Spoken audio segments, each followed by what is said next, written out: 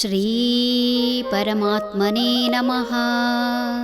ಶ್ರೀಮದ್ಭಗವದ್ಗೀತಾ ಅಥ ಷಷ್ಠೋಧ್ಯಾಯಃ. ಧ್ಯಾನಯೋಗಃ. ಯತ್ರೋ ಪರಮತೆ ಚಿತ್ತಂ ನಿರುದ್ಧಂ ಯೋಗಸೇವಯಾ ಯತ್ರ ಚೈವಾತ್ಮನಾತ್ಮಾನಂ ಪಶ್ಯನ್ನಾತ್ಮನಿ ತುಷ್ಯತಿ. ಯಾವಾಗ ಮನಸ್ಸು ಕರ್ಮಯೋಗಾಭ್ಯಾಸದಿಂದ ನಿಗ್ರಹಿಸಲ್ಪಟ್ಟಿರುತ್ತದೆಯೋ ಆಗ ಅದು ತನ್ನಲ್ಲೇ ಆತ್ಮದರ್ಶನವನ್ನು ಮಾಡಿಕೊಂಡು ಆನಂದಗೊಳ್ಳುತ್ತದೆ.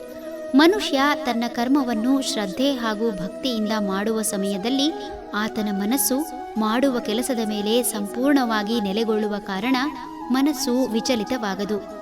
ಕರ್ಮವನ್ನು ಸೇವಾಭಾವದಿಂದ ಮಾಡಿದಾಗ ಉತ್ಸಾಹ ಇಮ್ಮಡಿಯಾಗುವುದರಿಂದ ದೇಹ ಹಾಗೂ ಮನಸ್ಸು ದಣಿಯದೇ ಹೆಚ್ಚು ಹೆಚ್ಚು ಕೆಲಸ ಮಾಡುವ ಮನಸ್ಸಾಗುತ್ತದೆ. ಕರ್ಮಯೋಗಾಭ್ಯಾಸದಿಂದ ಎಂಬ ಭಗವಂತನ ಮಾತನ್ನು ಸರಿಯಾಗಿ ಅರ್ಥ ಮಾಡಿಕೊಳ್ಳಬೇಕಾಗಿದೆ. ಕರ್ಮವನ್ನು ಸಮಭಾವದಿಂದ ಭಾವೋದ್ವೇಗವಿಲ್ಲದೆ ಮಾಡುವುದೇ ಕರ್ಮಯೋಗವಾಗಿದೆ. ಸಮತ್ವಂ ಯೋಗ ಮುಚ್ಯತೆ ಎಂಬಂತೆ ಸಮಭಾವದಿಂದ ಇರುವುದು ಯೋಗ ಎನ್ನಲಾಗುತ್ತದೆ. ಮಾಡುವ ಕೆಲಸದಲ್ಲಿ ಶ್ರದ್ಧೆ ಭಕ್ತಿ ಇಟ್ಟು ಯಾವುದೇ ಫಲಾಪೇಕ್ಷೆ ಇಲ್ಲದೆ ಕರ್ಮ ಮಾಡಿದಾಗ ಆತನ ಮನಸ್ಸು ಮಾಡುವ ಕೆಲಸದಲ್ಲಿ ನಿರತವಾಗುವುದರಿಂದ ಅದು ಬೇರೇನನ್ನೂ ಗ್ರಹಿಸದೆ ತನ್ನ ಆತ್ಮದರ್ಶನ ಮಾಡಿಕೊಂಡು ಆನಂದ ಪಡೆಯುತ್ತದೆ. ಪ್ರತಿಯೊಬ್ಬರೂ ಕರ್ತವ್ಯ ದೃಷ್ಟಿಯಿಂದ ಕೆಲಸ ಮಾಡಿದಾಗ ಸದಾ ಆನಂದ ಅವರದಾಗುತ್ತದೆ. ಹರಿ ಓಂ.